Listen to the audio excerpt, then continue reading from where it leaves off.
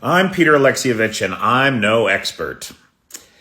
As a matter of fact, a couple weeks ago, when the Ukrainians took those oil platforms back off the Russians, I suggested that it was more a symbolic gesture than anything else, that it didn't really mean anything. Boy, was I wrong. Holy cow, was I wrong.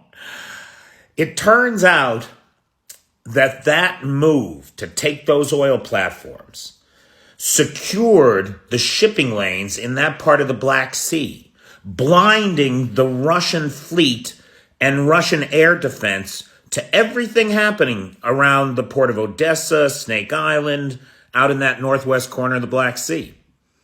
That opened up a whole range of opportunities for the Ukrainian armed forces.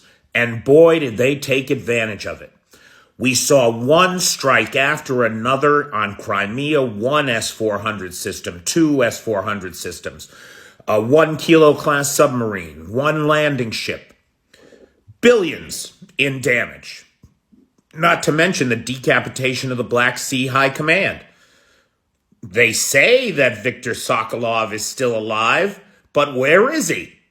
All we've seen so far are a couple of stills and some spliced together footage from an award ceremony that he may or may not have even been at. I'd like to know where Admiral Sokolov is, that's for sure, and if he is still among the quick. So, all of that, a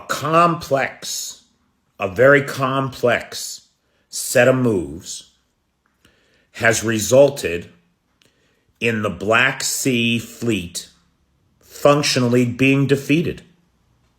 They're functionally defeated.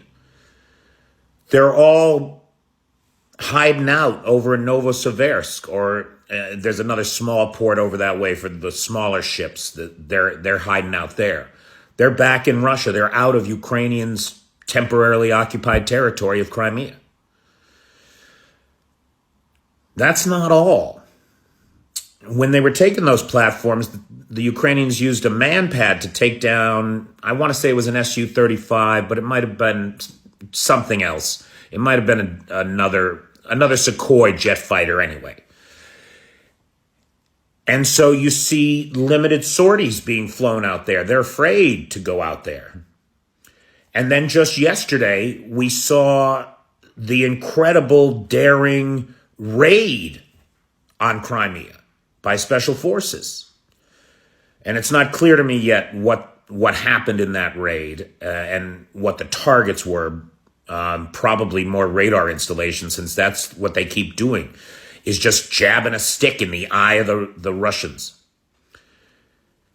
Now, I want to point out to everybody, especially Americans, at the start of this war, all the experts said that Russia would be in Kyiv in 3 days.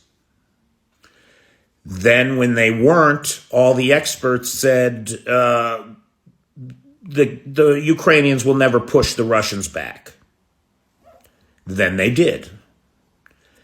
Then all the experts said that the Surovikin lines can't be crossed. They'll never break the Surovikin lines. But they have. The Black Sea Fleet will never be defeated. But they have been.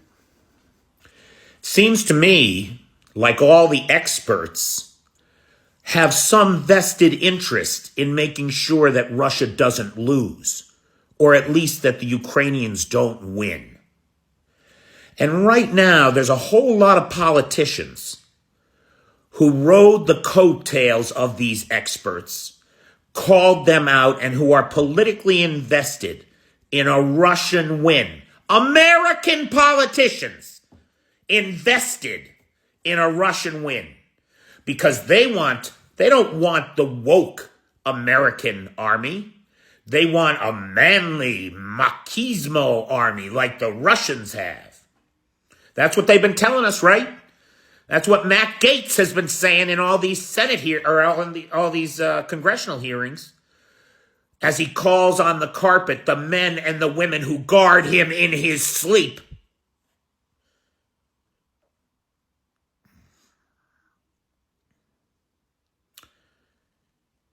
My friends, it occurs to me that there is a bunch of politicians that are desperate to cut off aid to Ukraine for their own political agendas. And they are willing to throw the American people under the bus to do it, to make us hurt, to shut our government down, to paralyze our Congress.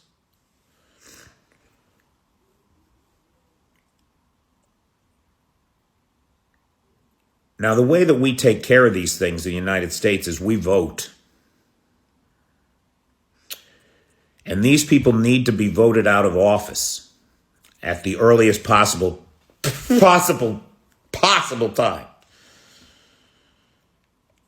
And the Ukrainians need to know that the American people are with them, that we stand with democracy against autocracy, against genocide. And all these experts who keep saying that the impossible can't be done, that it's impossible, they keep using that word. I don't think they know what that word means. And maybe, just maybe, there are a bunch of naysayers with their own agendas who are standing in the way of the people who are actually getting things done. Trust the Ukrainians. Support the Ukrainians. Because every day they do the impossible.